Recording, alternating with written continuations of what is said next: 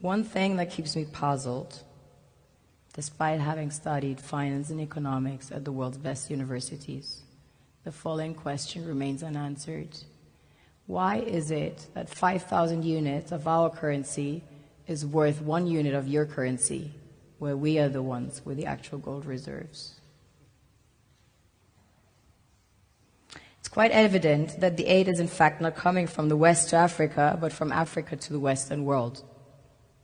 The Western world depends on Africa in every possible way, since alternative resources are scarce out here.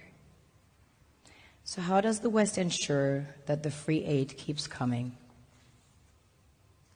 By systematically destabilizing the wealthiest African nations and their systems, and all that backed by huge PR campaigns, leaving the entire world under the impression that Africa is poor and dying and merely surviving on the mercy of the West. Well done, Oxfam, UNICEF, Red Cross, Life Aid, and all the other organizations that continuously run multi-million-dollar advertisement campaigns depicting charity porn to sustain that image of Africa globally. Ad campaigns paid for by innocent people under the impression to help with their donations. While one hand gives under the flashing lights of cameras, the other takes in the shadows. We all know the dollar is worthless, while the euro is merely charged with German intellect and technology, and maybe some Italian pasta. How can one expect donations from nations that have so little? It's super sweet of you to come with your colored paper in exchange for our gold and diamonds. But instead, you should come empty-handed, filled with integrity and honor. We want to share with you our wealth and invite you to share with us. The perception is that a healthy and striving Africa would not disperse its resources as freely and cheaply, which is logical.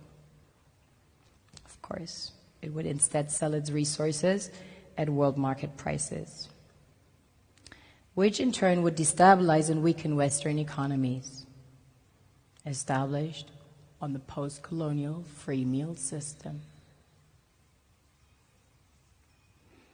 Last year, the IMF reports that 6 out of 10 of the world's fastest growing economies are in Africa, measured by their GDP growth. The French Treasury, for example, is receiving about $500 billion year in, year out, foreign exchange reserves from African countries based on colonial debt they forced them to pay. Former French President Jacques Chirac stated in an interview recently that we have to be honest and acknowledge that a big part of the money in our banks comes precisely from the exploitation of the African continent. In 2008, he stated that without Africa, France will slide down in the rank of a third world power. This is what happens in the human world, the world we have created.